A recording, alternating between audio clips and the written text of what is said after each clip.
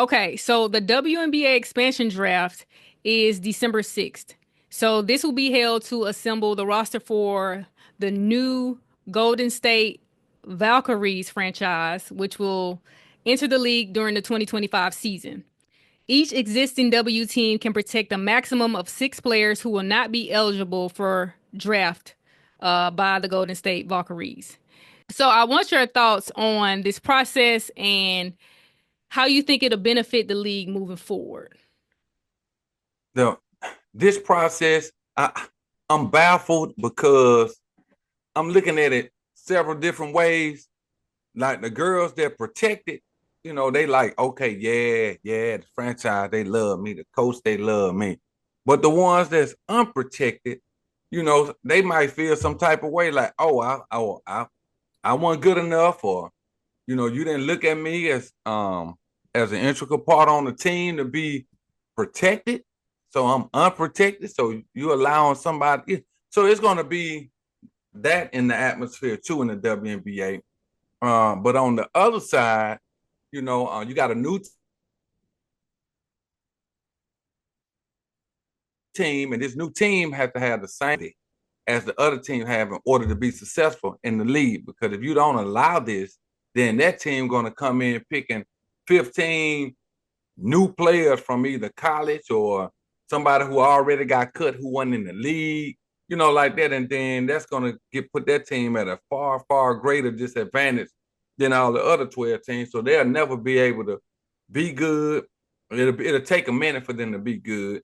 Hmm. And their revenue won't be high because, the better your team is, the more revenue you can have. So I think the way they're doing it is great. There's no perfect way, but I think it's great. But I'm just charging all the teams in the WNBA to just reassure that the players or meet with all of their players prior to this, prior to putting out who's protected and unprotected, and let them know that we value all of you all, but we have to select our 5 or 6 players that's protected. And this is the criteria we are using to put them under the protective covering. You know what I'm saying? So I think that'll be great for them.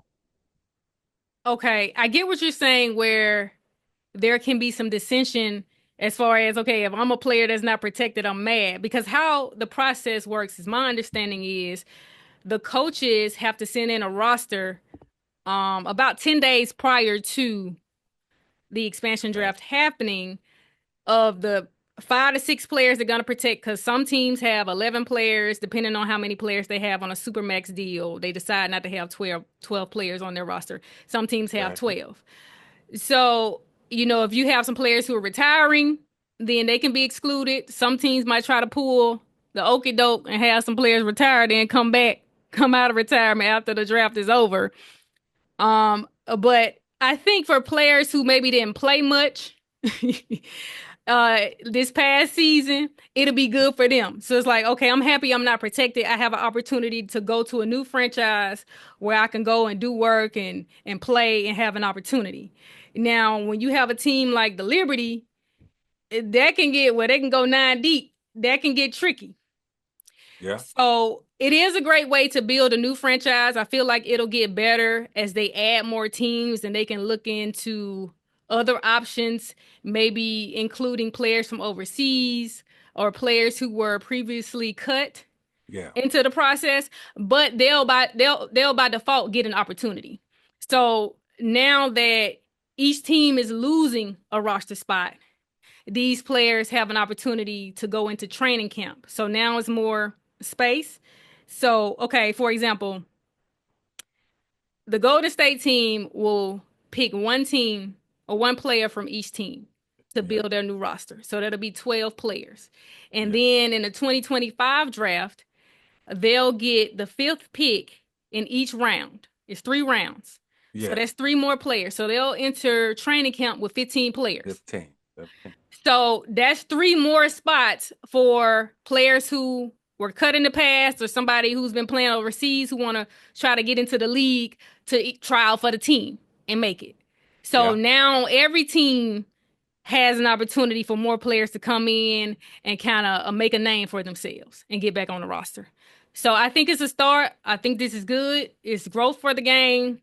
And by default, you're adding more roster spots. But once they negotiate that new CBA, again, increasing that salary cap more, so you'll Yeah. have an opportunity to have 13, 14 players on your team and you're not over the cap Yeah. as far as the salaries.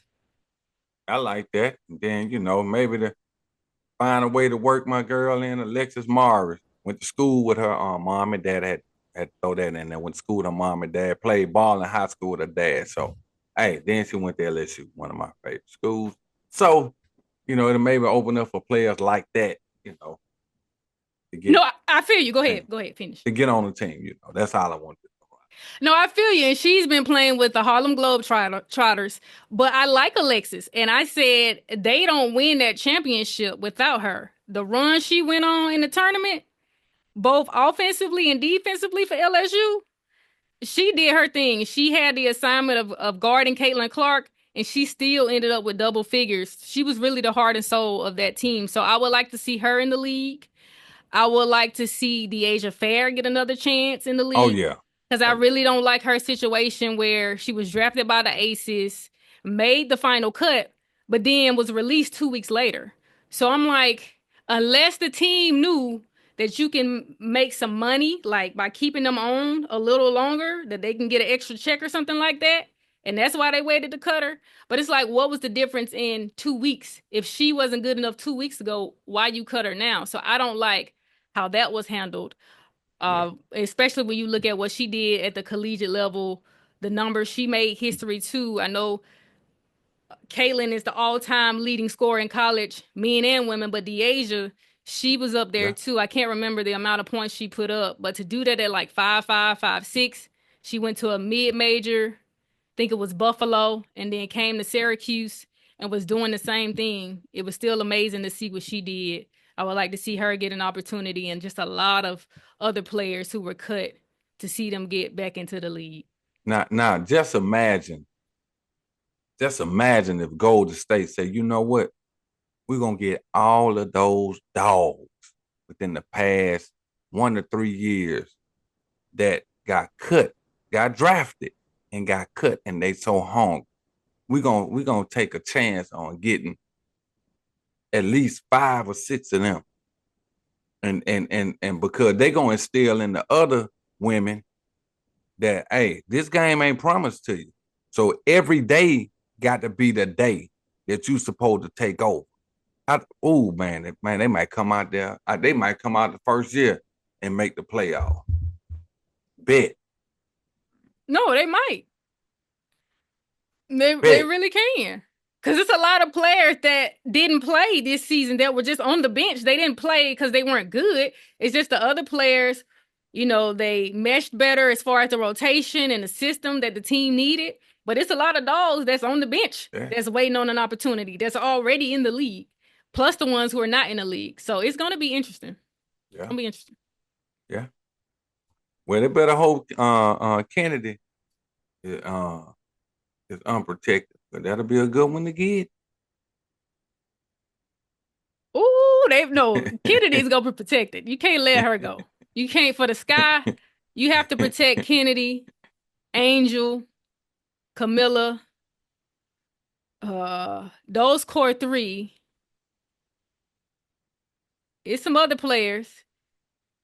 Now we I'm talked just about saying. yeah. Some people might try to get creative. Well, we won't protect Kennedy because I don't think she'll get picked up. Because don't nobody No. want her because they think she got a bad attitude or this and that. Okay, play with the records. You leave unprotected, and that team get her because that's a dog. Then you get Alexis Morris. Then you get old girl that was at Syracuse. Then you get some other players who dogs, but they just ain't got a chance to bite nobody yet. Oh yes, it's on. It's quote that. Oh no. Anybody will be a fool to let Kennedy go. Top five point guard. I gotta emphasize that again. No, you don't let her go. Absolutely not. Yeah, Um, you're right.